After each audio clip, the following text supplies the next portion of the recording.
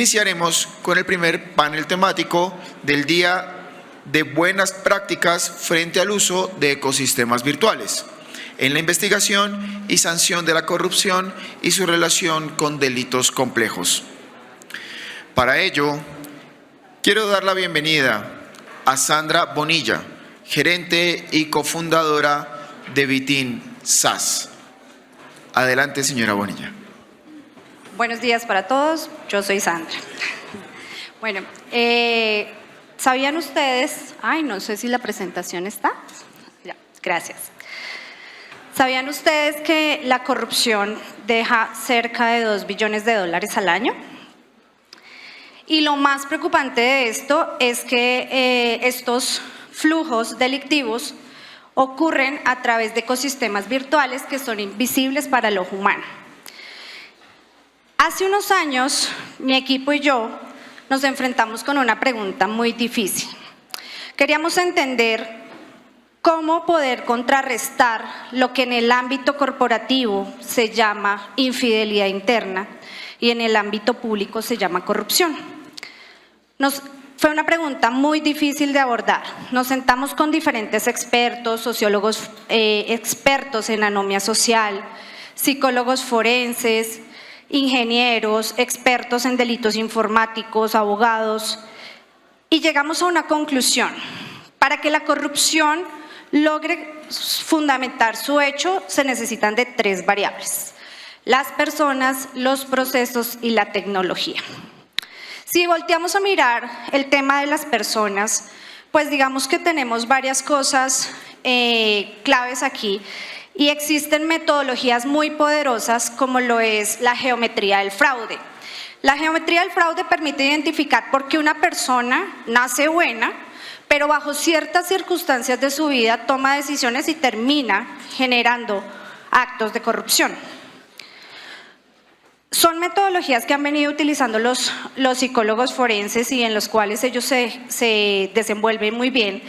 Pero al revisar las otras 2 variables, que es la variable de los procesos y la variable de la tecnología, encontramos que las organizaciones son muy fuertes en tener muy buenas políticas, en alinearse a procesos y a procedimientos, a estándares y mejores prácticas, pero de nada sirve tener este tipo de metodologías implementadas si no contamos con controles tecnológicos. ¿Por qué son importantes este tipo de controles? Porque necesitamos entender el ciclo de vida del dato y necesitamos supervisarlo y monitorearlo. Entender en dónde nace un dato, siendo la partícula más pequeña de la información y en dónde muere. Cuando echamos a andar nuestra teoría y empezamos a investigar y a analizar diferentes compañías, encontramos que las compañías son muy fuertes y muy robustas, poniendo fierros, así lo llaman en las fuerzas militares, ¿sí o no? Entonces tenemos una infraestructura gigantesca protegiendo nuestras organizaciones de afuera hacia adentro. ¿Por qué? Porque estamos casi que convencidos de que los atacantes van a llegar de afuera hacia adentro. Siempre nos preocupamos por ciberdelincuentes, por personas que obviamente creemos están lejos de nuestras organizaciones. Y lo más importante aquí, qué pena. Lo más importante aquí es que en muchas ocasiones se nos olvida que hay fraude interno, que puede haber alguien al interior de una organización molesto porque el jefe le hizo un reclamo y entonces ahora ya me vuelvo enemigo de la organización, o porque sencillamente tuve una conducta que en algún momento me hizo sentir incómodo y eso llevó a que tomara decisiones contraproducentes. ¿A qué voy con esto que les estoy contando? Muchas veces yo me dedico a los delitos informáticos y llevo 10 años trabajando en investigaciones de delitos informáticos y esa es la razón por la cual estoy aquí parada al frente de ustedes. En estas investigaciones lo que nos hemos dado cuenta es que cuando una organización se enfrenta a un delito, lo más difícil es poder identificar quién realizó las acciones. Muchas compañías se dedican a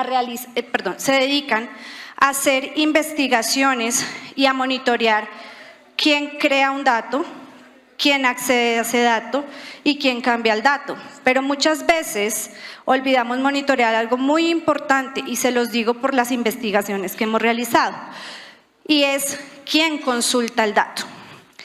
¿Por qué es tan importante identificar la consulta del dato? Les voy a contar un caso de la vida real.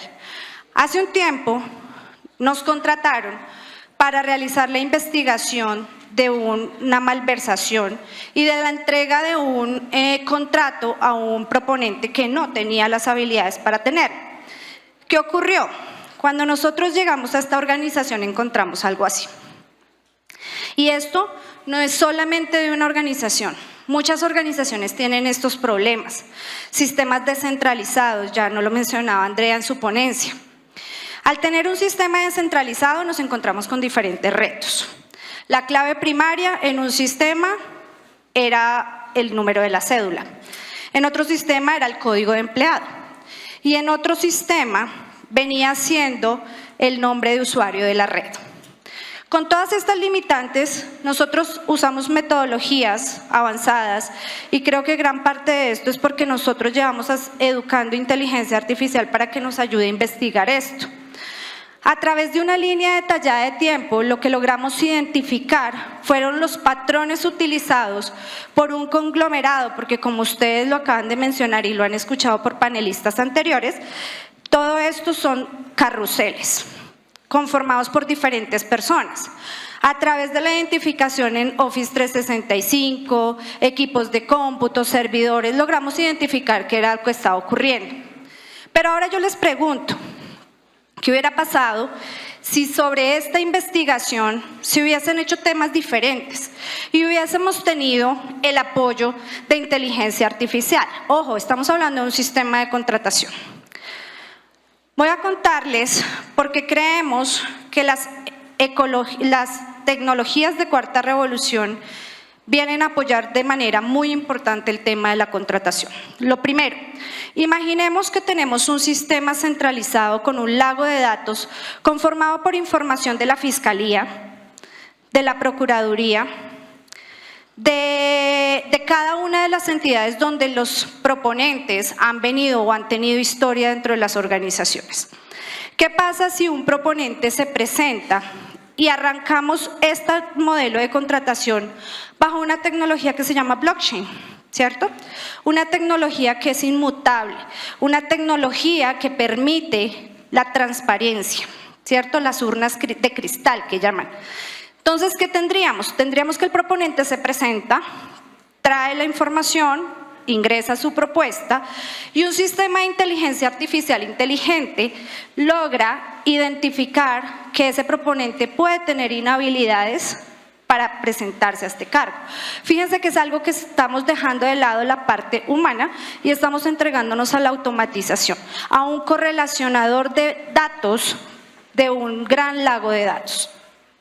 Segundo, si dentro de la propuesta el proponente requiere mostrar pólizas y estas pólizas tienen que ser entregadas por un banco o una aseguradora, qué mejor que la aseguradora lo suba, evitando que el proponente sea el que tenga esta necesidad. Estas tecnologías lo que hacen es, primero, reducir tiempos y, segundo, minimizar la corrupción. En este momento yo quisiera generar en ustedes una pregunta y quisiera que se la lleven, porque cada uno de nosotros somos un actor importante dentro de la lucha contra la corrupción, y es: ¿qué pasaría si en cada una de nuestras organizaciones nos dijeran en este momento que tenemos corrupción? Yo les pregunto, ¿contamos con las herramientas necesarias para poder identificar quién fue la persona que consultó? Hoy en día nos encontramos con un reto muy importante. Nada más con el hecho de cerrar y de tomar una foto ya hay fuga de información, ¿cierto? Entonces, reflexionemos, pensemos y analicemos que cada control, cada política, cada método que ustedes utilicen es encender la luz en esta lucha contra la corrupción. Y de nosotros depende ser una generación que decidió ponerle un punto final a la corrupción. Gracias.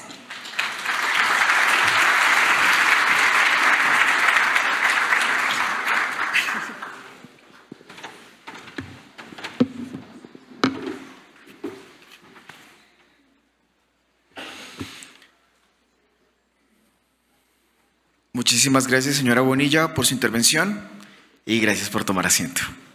A continuación, nos acompaña el capitán Joan Cruz, jefe del Grupo Investigativo de Delitos contra la Administración Pública del Área Investigativa Anticorrupción, Dirección de Investigación Criminal e Interpol Dijín, Policía Nacional de Colombia. Adelante, por favor.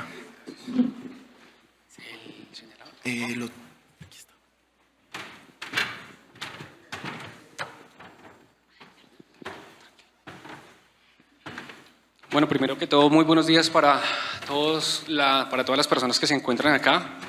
Un gusto, mi coronel, saludarlo, volver a tener la posibilidad de compartir escenario con ustedes para todas las personas que integran el panel.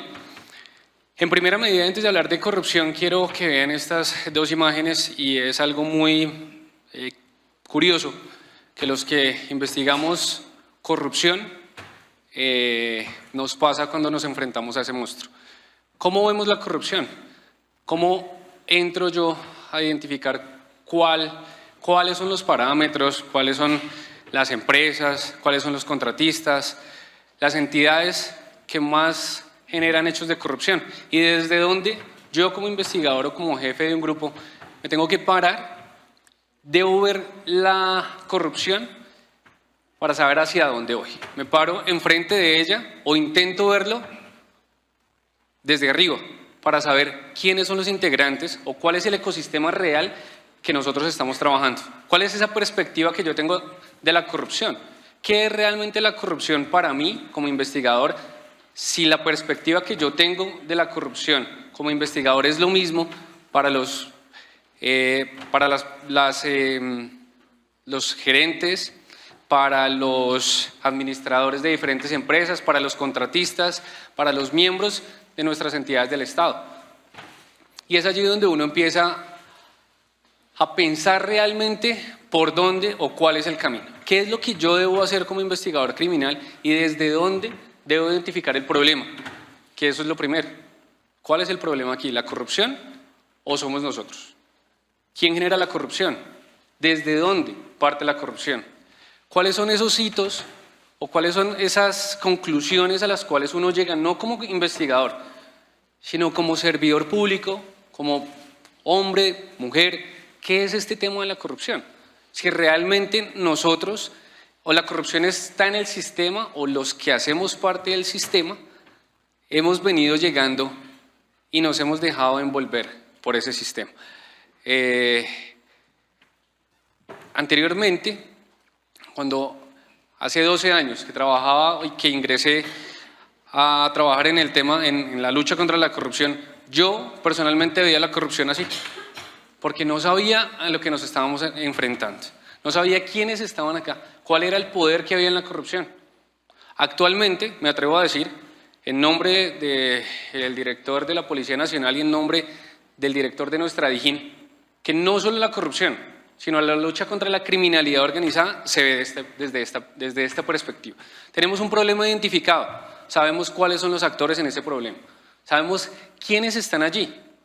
Las formas y las metodologías es lo que estamos identificando y es en lo que actualmente nuestra Dijín está enfocada. No es solo saber el problema, no es solo saber de qué manera o quiénes son los intervinientes en ese problema, cuáles son los actores. Porque muchas veces muchos dirán, bueno, pero aquí hay un problema de corrupción, ¿por qué no los investigan? ¿Por qué la Fiscalía no lo ataca? Realmente es tan complejo identificar una metodología cuando hablamos de captura y de cooptación del Estado colombiano. Es tan complejo identificar cuáles son esas formas y esos nichos de corrupción que están enquistados en nuestro país desde hace tanto tiempo, pero hoy en día quiero tomarme el atrevimiento de decirles que efectivamente lo estamos haciendo y que estamos manejando investigaciones en contexto, que ya lo vamos a ver quizá más adelante. Esto me genera dos preguntas que quiero proponerles en este momento. Primero es, ¿desde qué perspectiva yo, no como investigador criminal, sino todos los que estamos acá, vemos la corrupción? Y es un fenómeno local, es un fenómeno regional, es un fenómeno global. ¿Cómo vemos nosotros la corrupción? O sencillamente somos de los que nos hacemos, y excúsenme el ejemplo, al otro lado del televisor y vemos todas las noticias de corrupción y decimos, no, estamos en un país corrupto, y vuelvo y excúseme el ejemplo. Estamos en un país que cualquier persona desearía vivir en él, porque es un país verde, es un país de agua, tenemos muchas oportunidades. Y ayer nada más escuchaba un comentario del señor Kenji, y en Japón decían, los latinoamericanos son los mejores, ¿saben por qué? Porque aprenden más que los japoneses más rápido. ¿Cuál es la diferencia entre ellos y nosotros? La tiene clara, ¿verdad? Ellos son disciplinados, nosotros estamos aprendiendo el primer paso y no hemos acabado de aprender el primer paso cuando ya estamos saltando al segundo, pero no hemos acabado de dar el primer paso. Entonces esa primera pregunta la quería hacer porque si nosotros no vemos la corrupción, o desde qué perspectiva más bien vemos nosotros la corrupción, y si realmente es la corrupción la que afecta hoy a toda nuestra comunidad. Esa es la primera pregunta que quiero que tengan en cuenta. Y la segunda ya es un poco más investigativo. ¿Cómo investigo yo corrupción? ¿De qué manera yo investigo corrupción? Lo investigo así, procesos en contexto. Actualmente nosotros manejamos procesos en contexto, determinamos quiénes son esas personas que están a nuestro alrededor, pero para manejar procesos en contexto necesitamos tener unas técnicas avanzadas de investigación, unos agentes encubiertos virtuales, unos peritos, contadores, auditores forenses y cuña. Para investigar corrupción, para manejar temas financieros, contables, de lavado de activos, se debe fortalecer la auditoría forense, porque somos los auditores forenses los que realmente tenemos una visión diferencial de qué manera detectar el fraude. Y vamos a temas de prevención. Y aquí llegamos a los ecosistemas virtuales. Hace 12 años, la investigación en delitos contra la administración pública no se trabajaba a través de ninguna herramienta, y les soy sincero. Y desafortunadamente era así. Mi coronel, que estuvo mucho tiempo en el Centro de Capacidades para la Ciberseguridad, no me dejará mentir en el panel. No lo hacíamos a través de herramientas porque no las conocíamos y no estaban. Hoy en día las tenemos, herramientas de análisis, herramientas de prospectiva investigativa. Por eso quiero mencionar rápidamente 4 logros que hemos tenido hasta el momento. Y es la identificación, formas y fenómenos de corrupción. Hoy en día podemos saber o podemos definir X o Y empresas, para no mencionarlos, o X o Y entidades, han venido en el transcurso del tiempo identificando o utilizando la misma modalidad de corrupción. Hoy en día les tocó variar. ¿Por qué? Porque personas como los más de 250 investigadores del área investigativa anticorrupción ya conocen esas formas de corrupción, ya conocen esos fenómenos, y es allí donde estamos atacando. Por eso hemos visto grandes resultados y grandes noticias actualmente en la lucha contra la corrupción. Somos visibles, estamos mostrando lo que hacemos y nos estamos enfocando en identificar esas buenas prácticas internacionales. Por eso actualmente tenemos una participación y una correlación con personal del FBI aquí en Colombia. Tenemos nuestro propio agente o nuestros propios agentes en la lucha contra la corrupción en temas del FBI. Y hay un tema importante antes de finalizar. El hombre de atrás, porque muchas veces decimos, bueno, estamos capturando a los que firman, pero ¿quiénes están atrás? Y es realmente allí donde el área investigativa anticorrupción, donde la DIJÍN, no solo en temas de corrupción, sino en temas de criminalidad organizada, está enfocado. ¿Quién es esa persona que está atrás? ¿Quién es esa persona que ordena que se haga X o Y situación? ¿Quién es esa persona que realmente es quien se está lucrando y que muy seguramente no está aquí en Colombia, que está en otros lugares? Y evidentemente con una recolección diferente en temas de análisis y demás. ¿Qué retos tenemos? Muchos, pero yo pienso que el primer reto va enfocado en que nosotros mismos seamos, vuelvo a un tema que nombraron aquí, que nos pongamos la mano realmente en el corazón y que cualquiera de nosotros que identifique un hecho de corrupción lo denuncie. No es fácil investigar corrupción, se los aseguro, no es nada fácil, pero lo estamos haciendo y lo estamos logrando. Y lo estamos logrando llevando hoy ante la justicia a esas personas de atrás, a los que ordenan y a los que están detrás de esos nichos de corrupción enquistados en nuestra sociedad de hace más de 40, 50 años. Ese yo pienso que es el mayor reto, independientemente de herramientas, de personal, de capacitación. Lo más importante es que realmente hoy lo hemos logrado y hemos venido llevando ante la justicia a esas personas que mucho tiempo atrás nunca lo habíamos podido hacer, pero con la capacitación que tenemos, con el fortalecimiento de nuestras capacidades, con temáticas como estas de inteligencia artificial, realmente lo estamos haciendo. Mil gracias.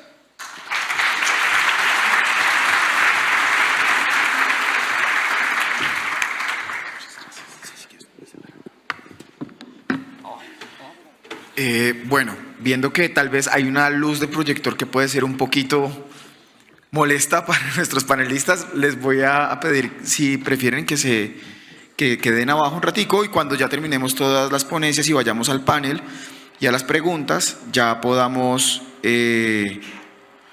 volver a subir todos.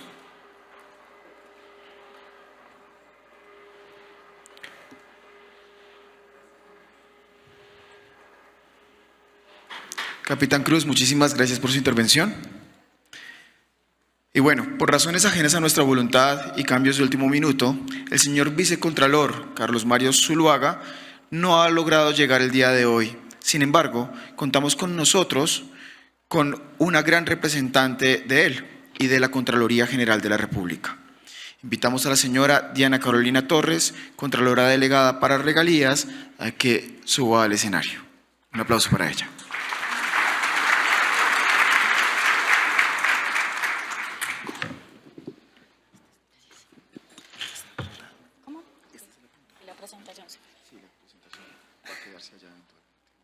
Para, ¿cuál es con el que paso? Con este. Bueno, muy buenos días para todos.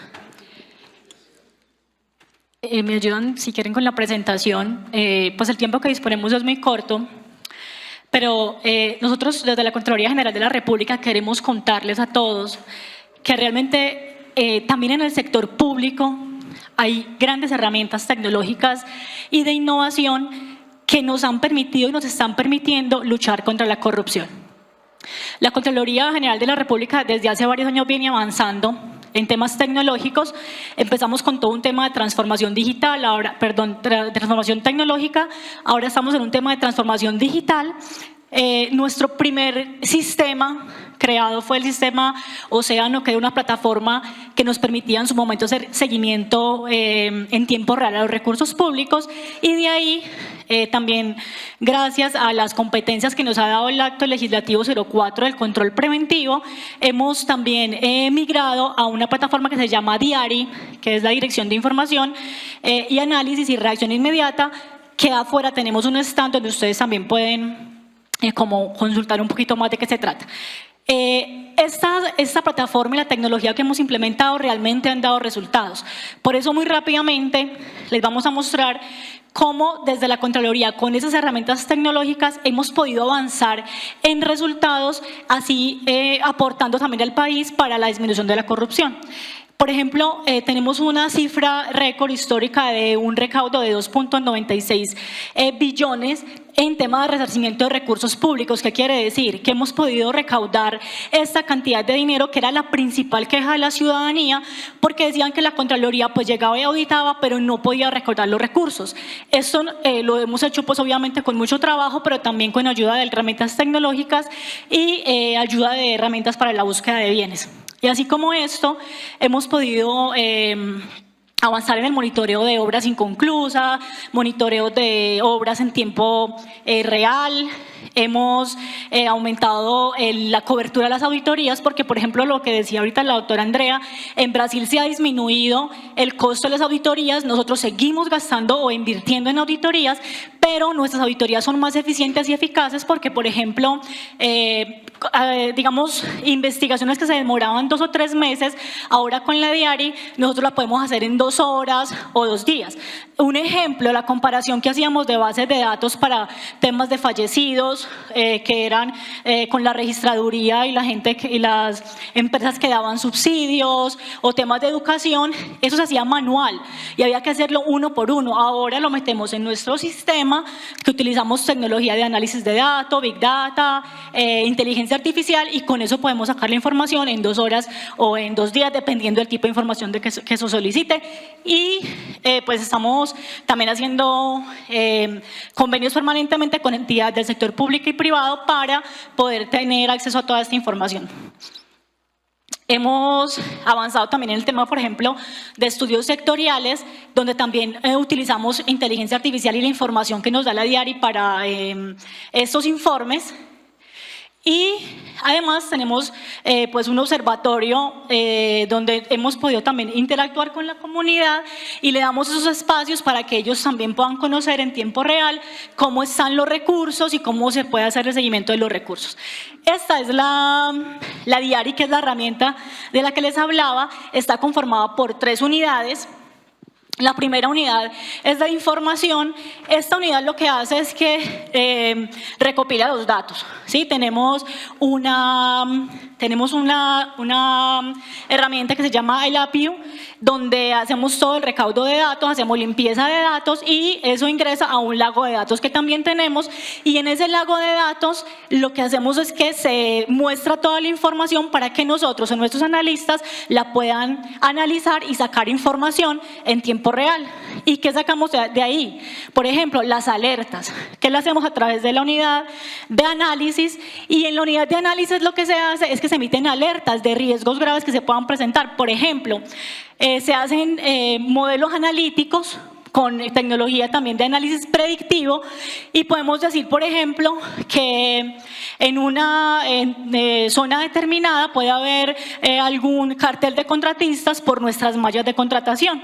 También tenemos otros modelos que nos permiten, por ejemplo, monitorear en tiempo real las obras de infraestructura o las obras de regalía, establecer algunos criterios de riesgos, y lo que hacemos es que ya en vez de estar buscando todo el tiempo en cualquier obra, lo que hacemos es como filtrar cuáles son esas obras que tienen un mayor riesgo, y a través de la unidad de reacción inmediata o las demás delegadas mandamos a nuestro equipo para que pues más rápido puedan analizar si esas obras están o no ejecutándose de manera adecuada. Tenemos también unos modelos de georreferenciación donde podemos monitorear en tiempo real los páramos, por ejemplo, los territorios donde hay minería, y podemos detectar si hay minería ilegal y tomar decisiones rápidas para cualquiera de este tipo de delitos complejos, o temas también inclusive con deforestación, porque entre los modelos que tenemos también tenemos modelos ambientales, ¿cierto? Actualmente la Contraloría tiene 41 modelos analíticos que ustedes pues pueden también preguntarnos, o ahí en el stand les pueden decir más o menos cuáles son. Y, por ejemplo, en temas de control preventivo hemos dispuesto toda nuestra tecnología y realmente ha servido. Realmente el control preventivo sirve y hemos dado grandes resultados. Por ejemplo, en el último año sacamos más de 1.100 alertas en control preventivo, que nos permitió hacer unos 670 seguimientos permanentes, o sea, el control que se hace concomitante y preventivo, y logramos recuperar